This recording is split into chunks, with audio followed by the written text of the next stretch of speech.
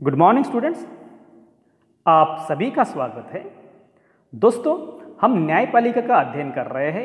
हम इसके पहले भाग 1, भाग 2 देख चुके हैं और आज हम अध्ययन करेंगे न्यायपालिका का यह तीसरा। और इस अध्याय में हम पढ़ेंगे विधि व्यवस्था की शाखाएं, अधीनस्थ अदालतें, क्या हर व्यक्ति अदालत की शरण में जा सकता है, इंसाफ में देरी यानी इंसाफ का कत्ल, भारत में जनहित याचिका की शुरुआत, ओल्गा टेलिस बनाम बंबई नगर निगम मुकदमा, लोकतंत्र में न्यायपालिका की भूमिका और जनहित याचिका, इसका अर्थ हम समझने की कोशिश करते हैं इस अध्याय में। दोस्तों, यहाँ हम समझ रहे हैं कि विधि व्यवस्था की शाखाएं दो प्रकार की होती है। एक है फौजदारी और दूसरी है दीवानी। और फौजदारी और दीवानी में क्या फर्क है, देखिए। फौजदारी में यह ऐसे व्यवहार या क्रियाओं से संबंधित है जहां कानून में अपराध माना जाता है, कानून की नज़र में अपराध होता है। जैसे में चोरी करना है, दहेज के लिए औरतों को तंग करना है, उनकी हत्या करना है, इस प्रकार के जो व्यवहार होते हैं या गुनाह होते हैं, अपराध होते हैं, ये फौजदारी कानून में आते हैं। और दीवानी कानून में यह व्यक्ति विशेष के अधिकारों के उल्लंघन या अवहेलना से होते हैं। मतलब जो हमारे मौलिक अधिकार होते हैं उससे उसकी अगर अवहेलना होती है तो ये दीवानी में आ जाते हैं। उदाहरण, जमीन की बिक्री, चीज़ों की खरीदारी, किराया, तलाक जैसे ये मैटर होते हैं, प्रकरण होते हैं, ये दीवानी कानून में आते हैं। और फौजदारी कानून में सबसे पहले आमतौर पर अगर ऐसा अपराध होता है तो प्रथम सूचना, मतलब जिसको हम FIR बोलते हैं, वो दर्ज कराई जाती है। उसके बाद ही पुलिस इसकी तहकीकात करना शुरू करती है, पुलिस अपराध की जांच करती है और अदालत में इस केस को फाइल करती है। लेकिन इसमें प्रभावित पक्ष, जो पक्ष यहाँ प्रभावित होता है, यहाँ से उनकी पक्ष की ओर से न्यायालय में एक याचिका दायर की जाती है। यहाँ FIR करने की जरूरत नहीं होती है। अगर मामला किराए से संबंधित है तो मकान मालिक या किराएदार मुकदमा दायर कर सकता है। अगर व्यक्ति, फौजदारी में हम देखेंगे, अगर व्यक्ति दोषी पाया जाता है तो उसे जेल भेजा जाता है, उस पर जुर्माना भी लगाया जा सकता है। लेकिन अदालत, दीवानी अदालत में राहत की व्यवस्था कराती है कि उदाहरण, अगर मकान मालिक और किराएदार के बीच में कोई विवाद है तो अदालत यह आदेश दे सकती है कि किराएदार मकान को खाली करे और बकाया किराया चुकाए। इस प्रकार की राहत की व्यवस्था दे सकती है। तो ये हो गए दीवानी कानून और फौजदारी कानून में अंतर।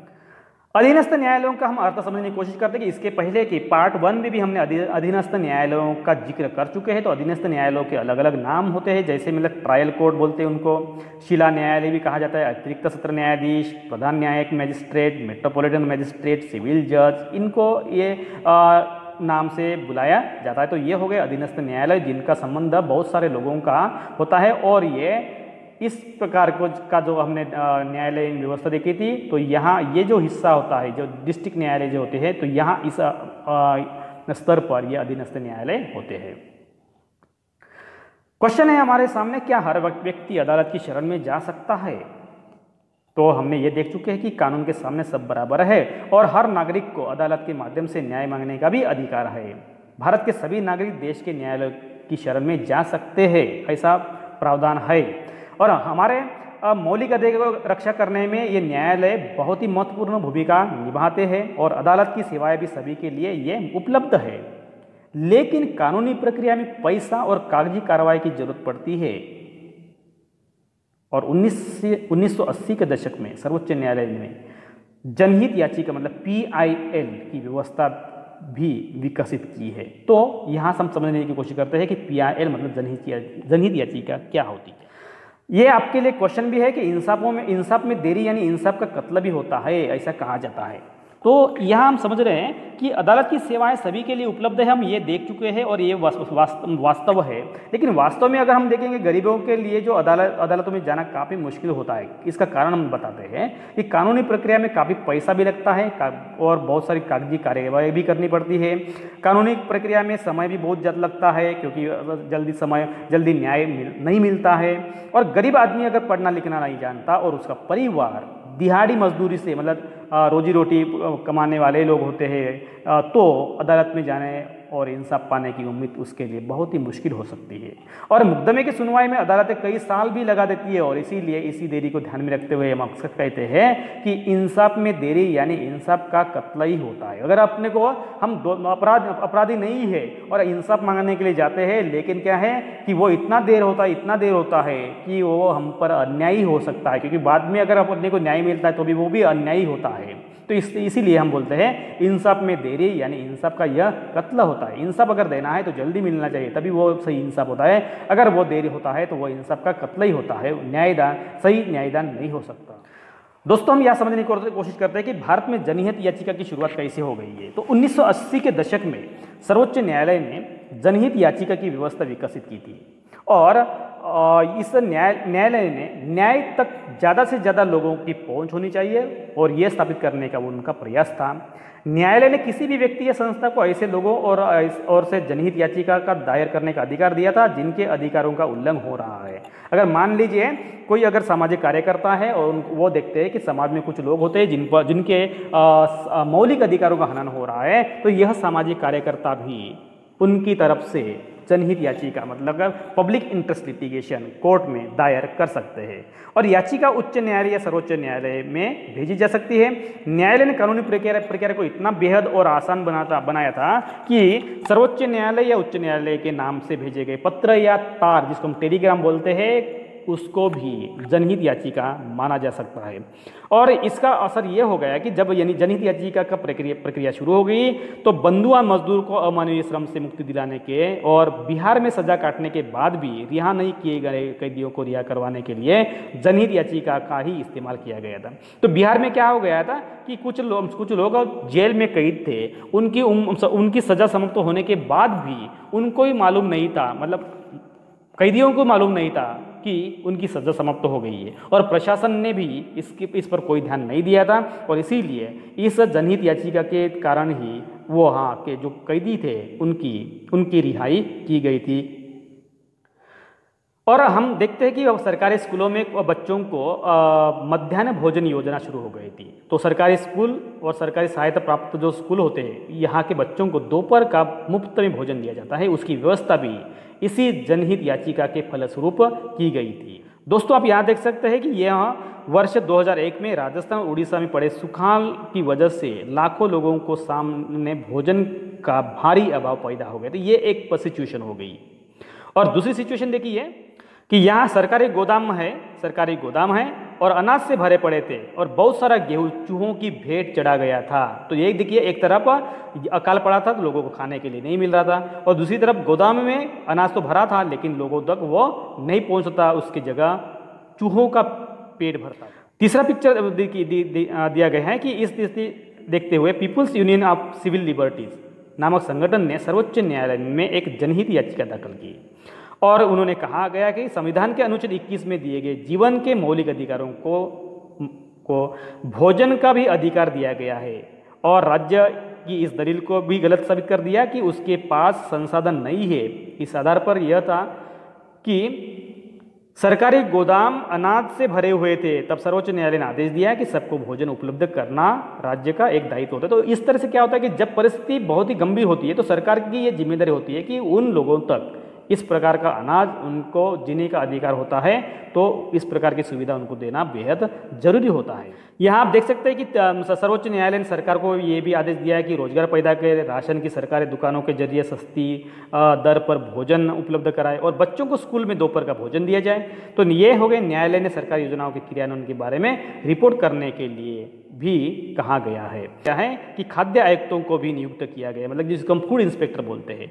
तो इस प्रकार से सर्वोच्च न्यायालय उच्च न्यायालय सरकारी राज्यों को आदेश दे सकते हैं।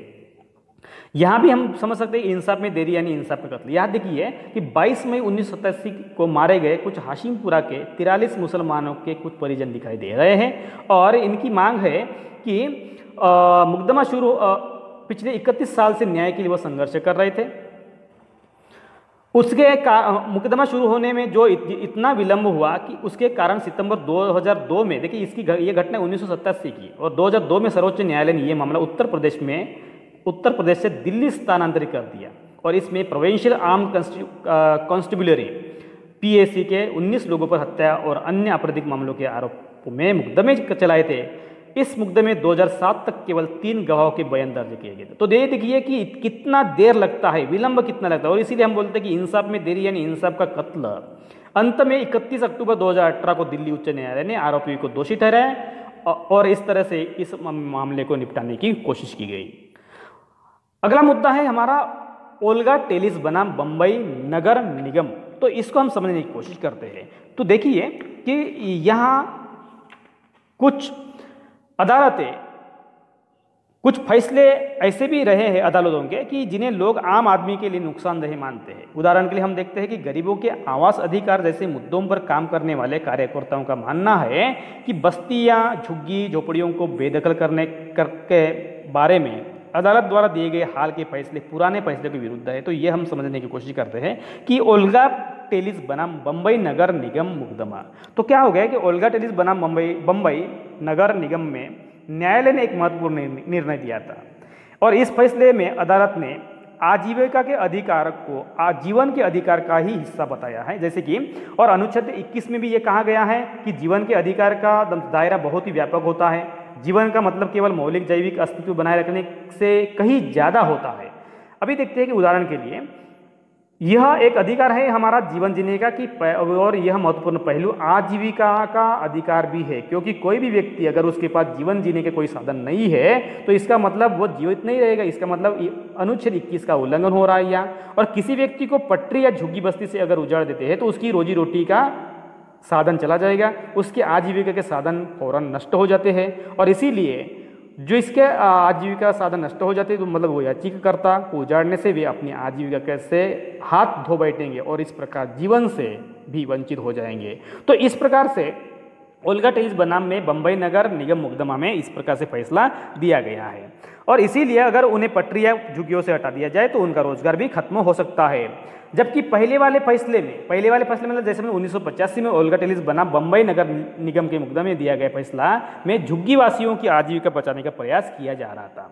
और इस प्रकार से हम ओल्गा टेलिस बनाम बंबई नगर निगम मुकदमे में हम समझ सकते हैं कि अगर किसी व्यक्तियों को उनकी रोजी रोटी का जो साधन होता है उससे अगर हम वंचित रखेंगे तो भी उनके राइट टू लाइफ जो अधिकार होते हैं उसका हम उल्लंघन करते हैं।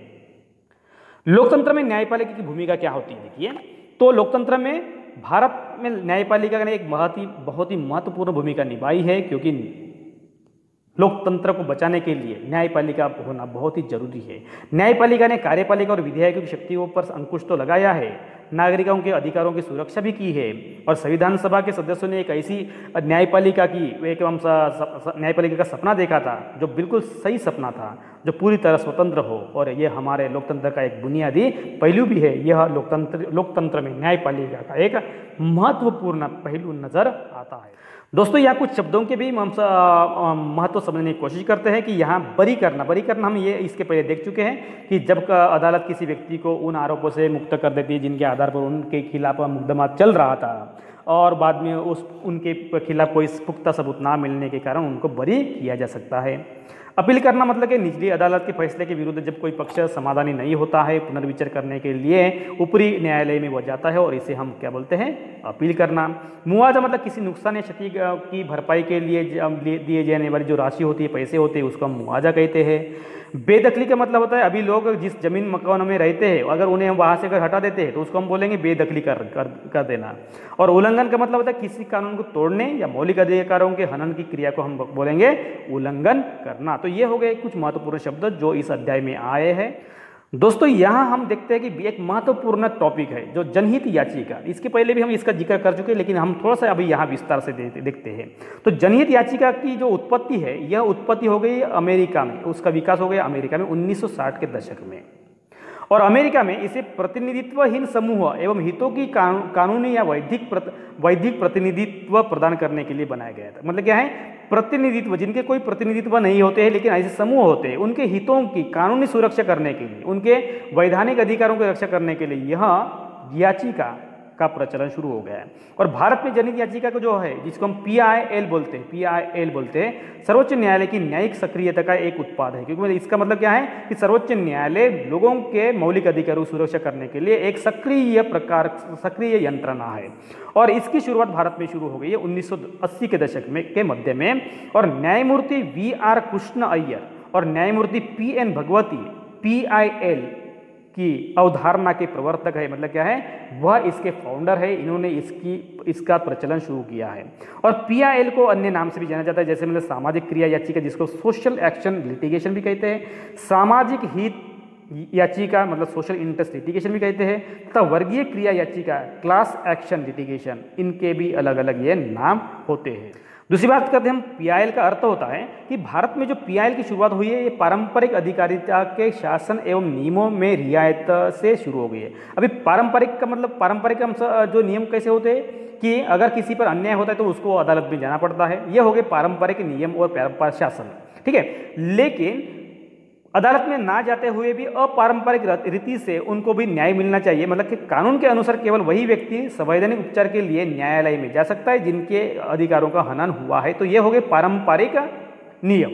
लेकिन PIL में ऐसा नहीं है। PIL पारंपरिक नियम कानून के अपवाद स्वरूप है। कैसे देखिए कि PIL यानी जो होता है कि याचिका के अंतर्गत कोई भी जनभावना वाला व्यक्ति जिसको लगता है कि किसी समुदाय के ऊपर अन्याय हो रहा है, तो वह व्यक्ति उनके माध्यम से मतलब उनकी तरफ से न्यायालय में याचिका दाखिल कर सकता है। यह सामाजिक संगठन किसी व्यक्ति या व्यक्तियों के समूह के अधिकार दिलाने के लिए न्यायालय जा सकता है। अगर ये व्यक्ति समूह निर्धनता, अज्ञान, अपनी सामाजिक आर्थिक रूप से प्रतिकूल प्रदशाओं के कारण न्यायालय उपचार के लिए अगर नहीं जा सकते हैं, तो ऐसे में ये जनभावना वाला व्यक्ति जो होता है वो उनके माध्यम से एक न्यायालय में याचिका दायर कर सकते हैं। तो ये हो गया PIL का अर्थ। तो ये PIL पारंपरिक अधिकारिता शासन एवं नियमों से बिल्कुल भिन्न है।